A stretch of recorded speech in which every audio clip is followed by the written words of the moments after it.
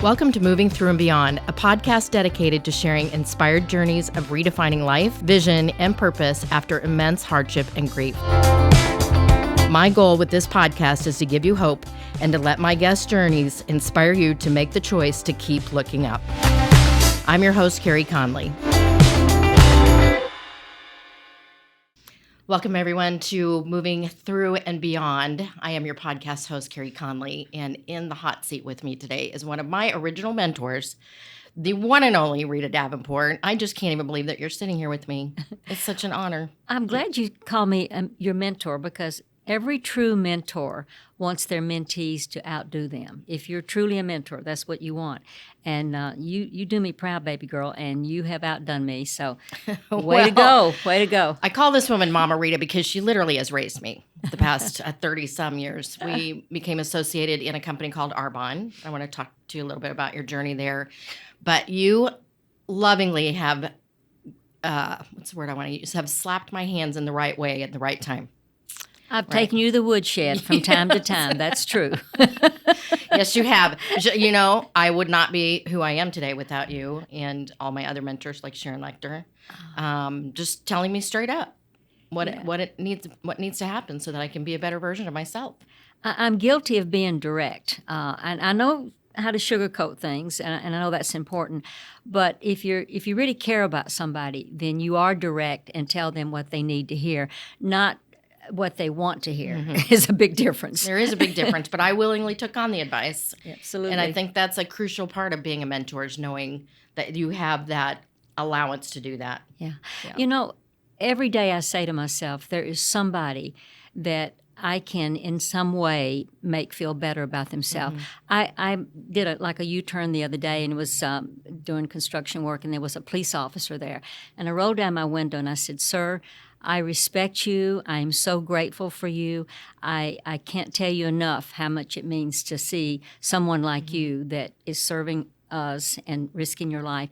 And he said, "Lady, you just made my day." I mean, anytime you go up to somebody that you can say something good to, I mean, you're not going to completely change the world or impact the world. My goal in life, I said, as a young person, was to impact the world. But one person at a time, if you can make a difference in somebody's life, just one a day.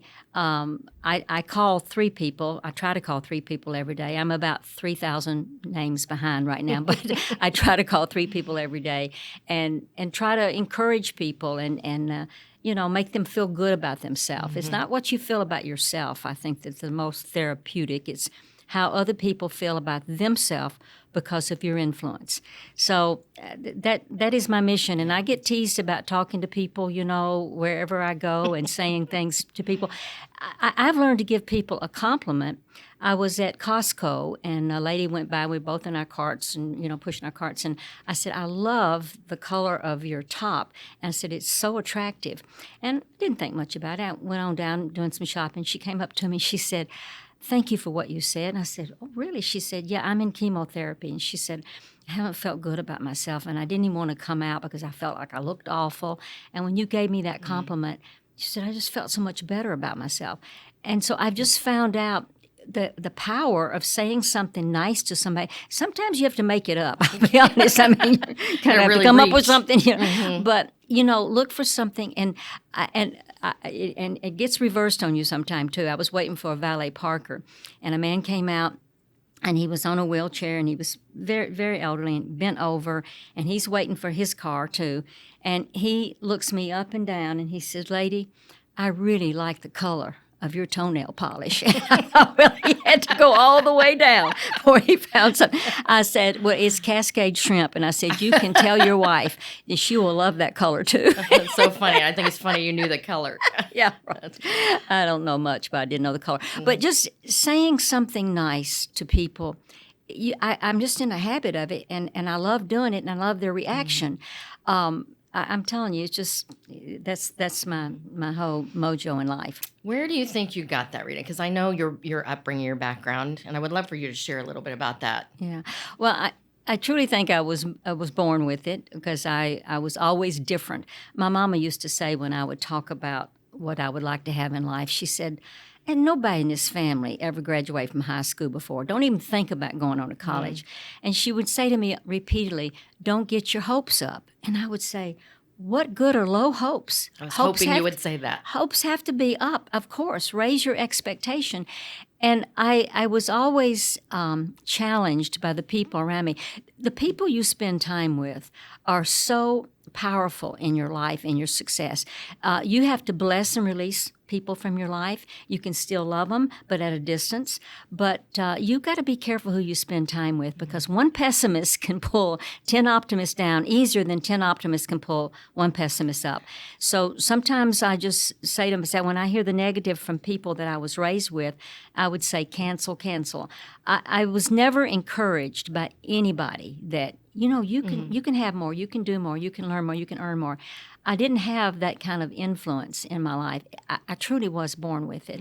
And everybody kept saying, you're so different. Where did you come from? I've had that, I've been told that so many times.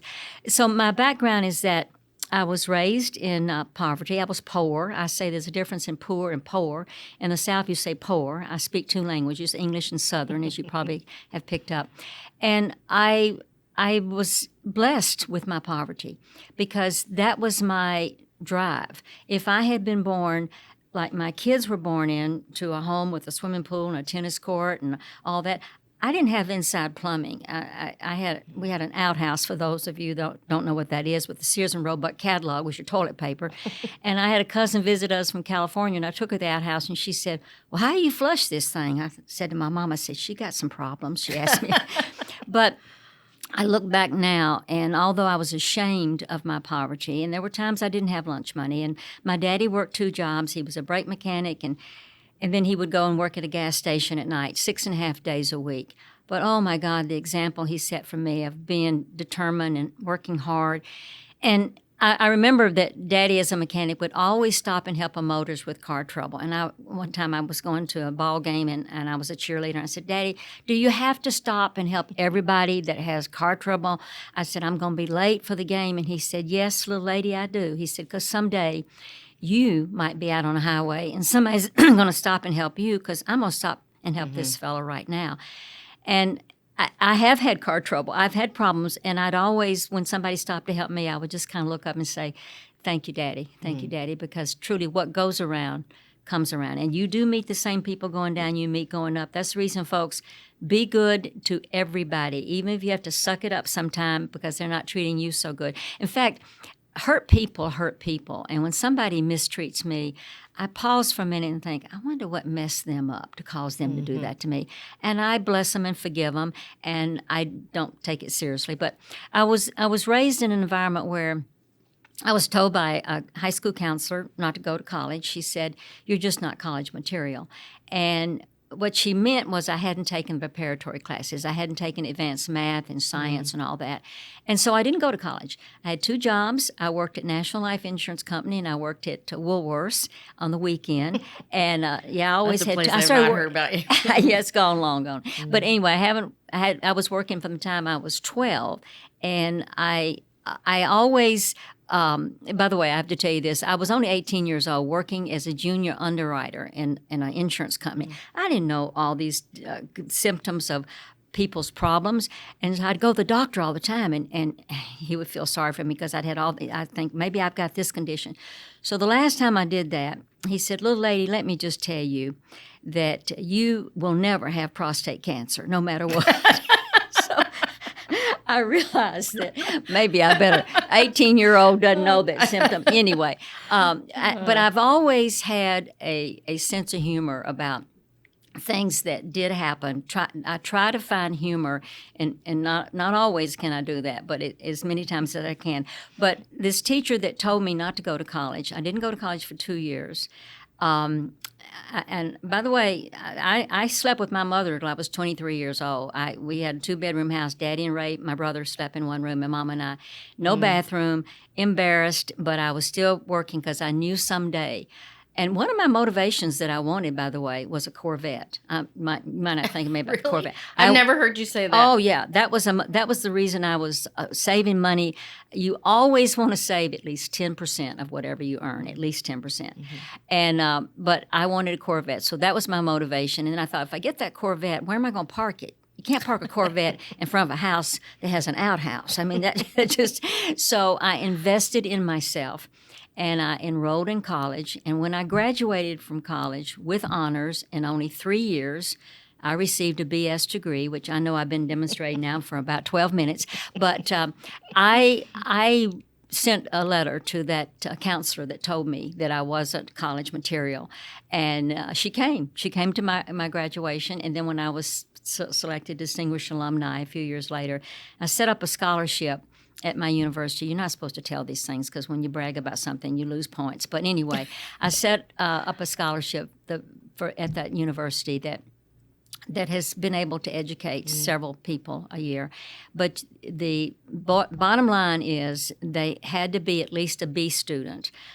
A students usually work for B students, but companies are usually owned by a C student in case you're looking for that. But they had to be have economic need. But that felt so good to have because she motivated me to make something out of myself by telling me I couldn't. Every successful person at some time in their life has been subjected to prejudice or have felt inferior. And instead of shutting down, I fired up and I thought, I will show you. And I'm still in touch with her family today, but that was impressive to me. You just said something that everybody I've interviewed thus far has kind of said the same way, Rita, is that you hit a fork in the road, right? Mm-hmm. You hit a place of it could go this way or it could go this way. And I'm doing this podcast to encourage those people that are at this place, that they are faced with some adversity or they're moving through some tragedy or something, and they're hanging on to hope. Mm-hmm. And I just think it's so important for people to recognize when they get to that fork in the road that they do have a choice, right? Yeah. And to find the people that will help you get there. Yeah. And which means releasing, like you did, some of the negative people in your life because you knew that what good was that. Yes. Right? Yes, absolutely. Yeah. People's habits and lifestyle. And I never would be around anybody, by the way, that did drugs. I mean, to me, I asked my producer, I did an infomercial, and I asked my producer about, and he was working on trying to syndicate the show. He was in Hollywood around a lot of people that did drugs. And I said, how do you handle that? He said, I would never turn my power over to something else to control me. And that made so much sense about the drug use. And so anyway, I've been selective about who I spend time with. And I find good in everybody. I really sometimes have to look pretty hard, but I find good. But what happens to you is so determined by who you spend time with and who you let influence you. And I also, if we can't spend time with some of the famous, accomplished people, and you can read their books, it's like I'm spending time with them and they're answering questions. That's always been one of the things that has helped me is personal development. Yeah. I at least spend 20 minutes a day on something that is going to help me personally, mentally, emotionally, physically, all of that. It's important every day. Yes. I'm so glad that you touched on that too, because again, that's a choice of what you're reading, how you're pouring into yourself. And you said that earlier, that you invested in yourself, which I think is a super important point to make, that especially again when you're struggling through something. I think a lot of people can really shut down and think, that's not going to work, and why do that now? It's really important to be doing it during that time. Invest in yourself. Empty the coins from your purse into your mind, and your mind will fill your purse overflowing. That's a famous quote. We've all heard it. But when I would go to seminars and when I would, attend programs, and I didn't have a lot of money, right. But I knew if I didn't do this, I would never have a lot of money. I would never have the growth that I needed. Yep. And and then again, I just think that you have to pick and choose and say cancel when you hear negative failure thoughts around you, which you do constantly from your friends and associates and news media everywhere. Say cancel. and see the situation the way you choose it to be and manifest it in your mind, because your mind is powerful. What you think about, you bring about. And so mind your mind, energy follows thought. So this is all stuff that you all have heard before, but repeating it over and over again, it's like exercise. It's like not to forget what's really important. And that never ends. No. I'm doing more personal growth now than I've done in the past 30 years, just because I'm making choices to do this podcast, number one, and to start talking to more people. And that takes leveling up. And that takes me digging deep into who I really am and what I need to get rid of. And so I spend a lot of time in personal development. Yeah. Well, it's been my whole life, because I knew that was the only shot that I had. And even as a young person, I remember I won a contest at the local Rexall drugstore. And they had if you sell so many whatever items it was, you're going to win something. Well, I thought, if anybody else can do it, I mean, if you got your health, you got everything. If you want to talk about what's the most important thing, your health, both mentally and physically. But I thought, if somebody else can win this, I can too. Well, I came in second place, but I'd still won a sewing machine, and I never had anything like that. We did have electricity. And then the contest in school when I was, I think, in the 6th grade, they had a queen contest. I'd never been queen of anything. So the PTA president lived across the street from us, and she was over smoking her cigarette, my mom, and she smoked a lot. And that's the reason I never smoked. But anyway, smoking their cigarettes. And I said, I'm going to win queen. She says, you can't win queen. Some rich father's going to write out a check because you had to collect pennies for votes. And I said, yes. So I organized my whole class, and I said, we're going to win for the class' sake, not for me, for the class. And when the president of the PTA, Miss Elliott, had to put that crown on my head, she's just saying, I can't believe. But I realized at that age, I was probably 6th grade, I don't know, probably 8 or 10, maybe 10. I realized how important that determination and persistence and desire. Everything starts with desire. You got to wanna. There's got to be something that you want. And then this is usually about an hour presentation. It ends with gratitude. That is the most important mental step in adjustment for prosperity is gratitude. I'm so grateful for your friendship. Hearing Sharon Lecter, their podcast, I'm thinking, God, you have so blessed me.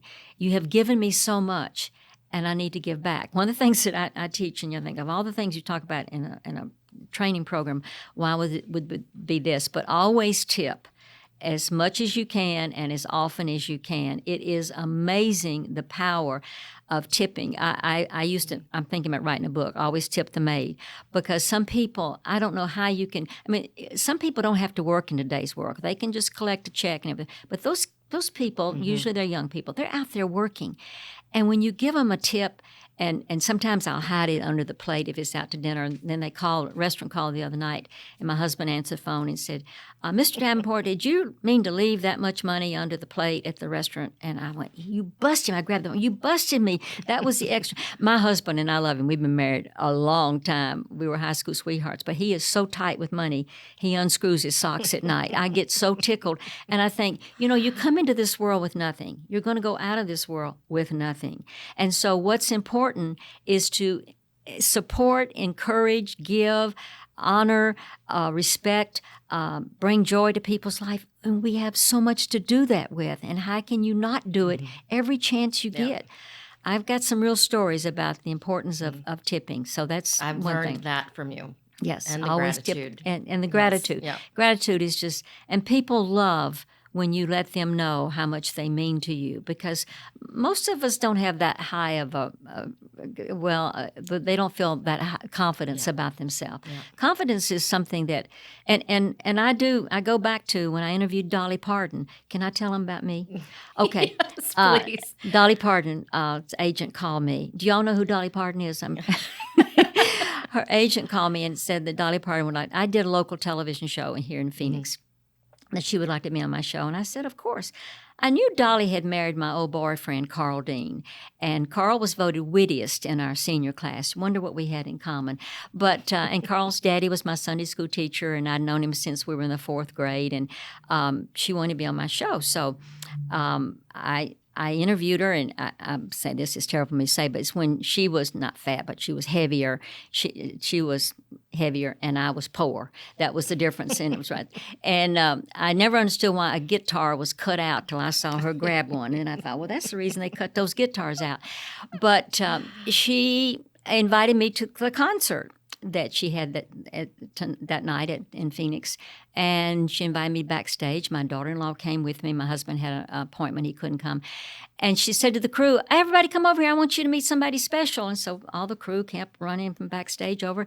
She said, "Y'all have always wondered who the real green-eyed Jolene is. Well, it's really Rita Davenport." Now, nobody looked at my green eyes. Everybody looked at my flat chest and went, well, bless her heart, Wonder what he saw in her. But anyway, she told him I was the real Jolene. Then she told the audience, about 5,000 people, had me on the front row, had me stand up. And I can tell people that I graduated from college in 3 years. I have built a business to $986 million. I was a social worker. I was a teacher. I was a broadcaster. I had an idea. I did a cooking show here in Phoenix called Cooking with Rita. I have to tell you this, just a diversion here. And so I went to my station owner, which was the Meredith Corporation, owned Better Homes and Gardens. I said, now this goes back to 1978, maybe a little bit later. And I said, I've got an idea for a cooking network. And they laughed and they said, a cooking network?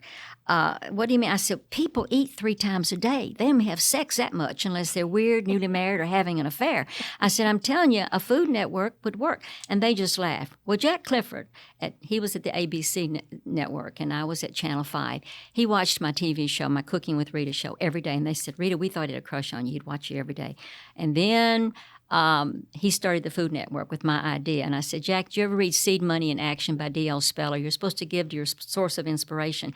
He said, I should have given you something, Rita, because I sold it for $200 million, and now the Food Network is worth $3 billion. Mm-hmm. So you want to ask me what I ever did wrong? I should have gone to somebody else. But I'm loyal as an old dog, and I'd been at that station 15 years, and I didn't want to do that. So back to Jolene. I've been able to say a lot of things and people don't pay much attention to them. When you tell them you're Jolene, I mean, they looking you up and down. They want to know more about it. It's the greatest thing Dolly could have ever done for me. She wrote me a beautiful note at Christmas, and I had sent them soup and cookies and muffins and stuff. And she's just great. She is truly, I think, the number one superstar in the country. Mm-hmm. I would agree. She's amazing. Yeah. You know, one of the things I love about you the most, Rita, is that you talk so much about your being poor, mm-hmm. and you've achieved so much level of success. But in all of that, you remain just as humble as they come.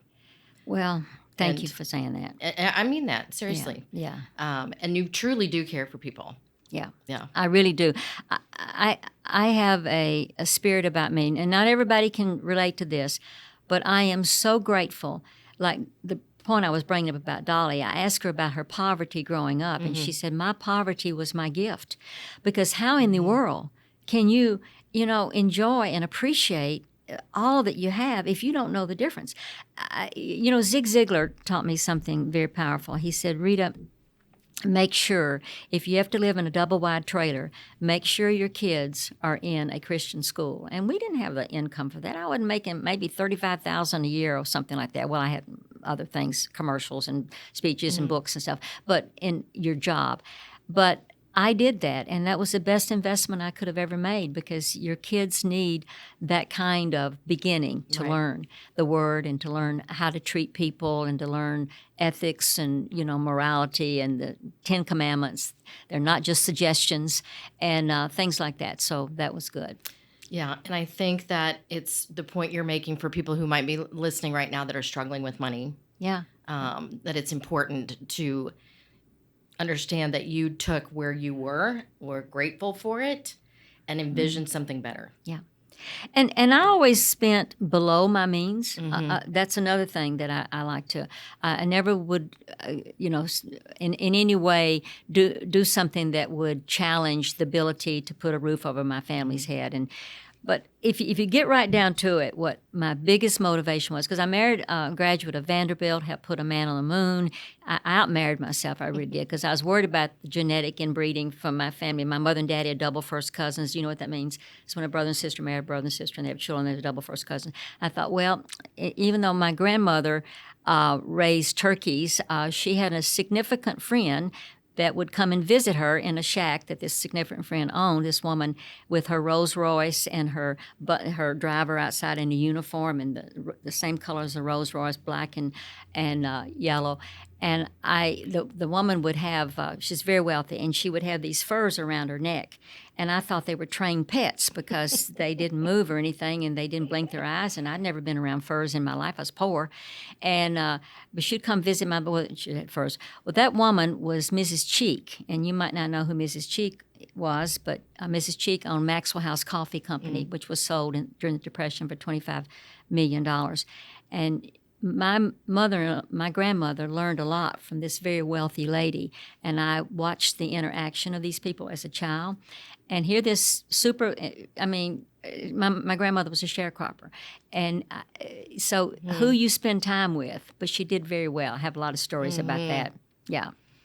I think you've had such an interesting life. I have. I have been so blessed and highly favored. Several books as well. Yeah, I've written some books, and I'm just grateful. If anybody, like you just said, if anybody benefited from hearing me or reading books that I've written, or in any way being touched, I just want to give back, Carey. I have been given so much. And someday I got to face God and say, I know I could have done that, but, I was doing this instead. But because we're all sent here with a purpose, and you're sent with the necessary skills and talents to fulfill that purpose. And someday you got to defend it, or you got to take the appreciation that you get.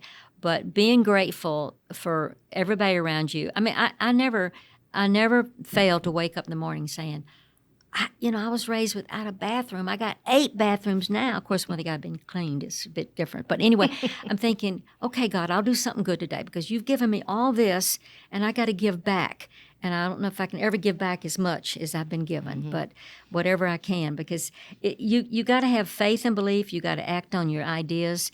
But you got to have goals. And these are principles that work for you and me, for everybody listening. Right. If they want it bad enough, the world steps aside for the person knows where they're going. Yes. So I mentioned this when we started the podcast, and I just want to circle back around to it for a couple of minutes. Your time at Arbonne. Talk to me a little bit about that, how that came to be, and how you got to be known as our Mama Rita. Well, I had spoken for so many network marketing, direct sales company, Amway, Mary Kay, Nu Skin, you name it, I'd spoken. I did as many as 118 speeches in 1 year. And it was never something that I could really do because I was doing all these speeches for all these companies. But my sister's husband, my sister got married at 14. She did not have to. She did not have a child for several years. But my home situation was not perfect. My sister was exposed to an abusive mother, and she said the last time that she got a beating that she'll never hit me again. And my sister got married at 14. She was married 70 years, by the way, to a wonderful Marine, and it was just one of those things. But when he had open heart surgery, I realized that my sister's family, they would be totally not taken care of unless we could find something else. So I told her about this company called Arbonne. I had spoken for them. I'd tried the products. I thought it was a wonderful,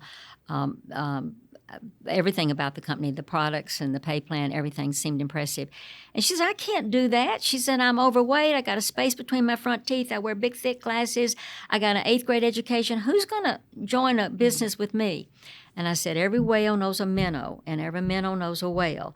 And you know a whale. You may be a minnow in the network marketing business, but I do know this business.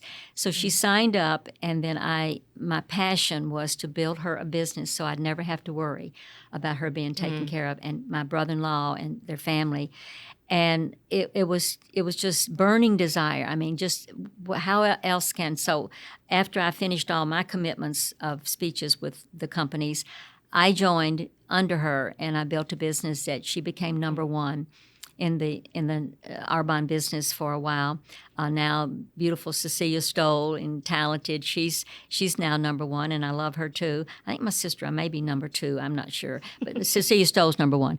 But that was my motivation. It wasn't like, what can I get out of it? Because with my infomercial and with speaking and books, and I was doing pretty well. I mean, I wasn't hungry. And I say to people watching right now, you got to be hungry for you to put your whole self into something, and you got to have passion for it. But it was definitely something, thank God I did. My sister fell and broke her neck a few years ago, and she has to have round-the-clock medical care. Every 8 hours, a new nurse comes in, and a nurse comes every day. And the cost of something like that, you got to prepare for impact. That was one of the speeches I did. It's over $200,000 a year for her. So what if I hadn't, she hadn't built this business that would take care of her when she couldn't take care of herself? And who would know somebody's going to fall out of the shower and break their neck? And so I believe in the industry so much. And I saw lives change. I had a mother of a baby come on stage one time and say, before she got into Arbonne, she was having to dilute her baby's formula, the milk, because she didn't have enough money to buy it. And now she was driving a Mercedes. I presented her with a $10,000 diamond bracelet. And so I don't know anything else, because in that industry, you don't have to have a certain amount of education. Right. You don't have to be super beautiful. It doesn't hurt you. You don't have to be that healthy. You can still do it if you can't run marathons. I don't know anything better for somebody that doesn't have a degree or skills that will make them that kind of money. And I got so excited because I used to be a social worker, and believe me, welfare doesn't work. If you think if it does a little bit, but not really what you want. And so I learned from that. And then I was a teacher. Just got a letter from a kid that was in my ninth grade class in Florida. And for her to remember what I had said to her when she was only like 14 years old, about 50 years ago, I just was teary, thinking, oh, thank you for, I didn't have all that much going for me, but I had enough going for me to want to help other people. That was my main goal always. Well, that's certainly how you are thought of now by so many people, because as I mentioned, that's how we met and learned so much from you. And I agree with you. And I want to make a point of saying this, that if you are somebody right now that you have toyed with the idea of having another stream of income, but you don't have the means to invest in a large company or something like that, there's lots of ways that you can start a business in network marketing. Yeah. And follow the model, follow the leaders, do what they tell you to do, let them pour into you like you did for me. Yeah. And I want people to hear that. Yeah. That part of your message. Well, it was a $50 investment to start a business that you're the CEO, you're the president, you're the salesperson, you're everything. $50 investment, I thought, this is amazing. And to see what people are earning and doing and impacting people's lives by their example. And it's all about personal development. A direct sales company is truly a personal development company in disguise, because you're going to grow personally around the people. And the best part is you have a social interaction that's hard to duplicate. If you took everything away from me in Arbonne, the income, the recognition, the cars, the trips, the people, they were your family. They were extended family. And you always had their support. They always had your back. Yep. And they knew that to the extent they help you, that you can help others, and they will show that example. It's powerful to make a difference in people's life. Not just make a living, but to make a difference. And I think at the end of the day, once all of our needs are met, that's what we all truly want. Oh, my God, yes. Yeah. Well, I have enjoyed this conversation with you Thank you so much. I appreciate Rita. Oh, I appreciate you. And you set everybody's example to put God first and family second and career third. And you're a shining star in our world. And I'm so grateful for your success and Laurel's success. And I knew your family, and you're all special people. Thank you. Don't make me cry. I'm not, because both of us know that our tear ducts are attached to our bladder, so we have to watch it. I'm trying. And then I tell people, if you're about to cry, if you curl your toes and tighten your rear end, you don't cry. So I do that too a lot. Taught me that years ago. Thank you, Rita. I love being here. I love you, honey. I love you Always too. say love you, by the way. When you hang up a phone, I was talking to the president of Greyhound about a speech one time, John Teets. I got ready to hang up. I said, love you. He called me back. He said, did you just say love me? Love you? And I said, yes. He said, I can't believe you said. I said, I say that to everybody when I hang up the phone.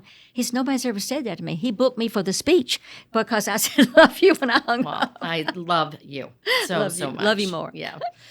Thank you all for listening to this podcast, Moving Through and Beyond. I'm your host, Carey Conley, and I'm here to remind you to keep looking up. If you found this episode inspiring or helpful, please share it with a friend or a family member. In order to be successful on this mission, I can't do it alone. Connect with me at www.careyconley.com, and don't forget to sign up for my weekly Do It On Purpose newsletter. Let's build this life-giving vision movement together to end this epidemic, save lives, and create purpose.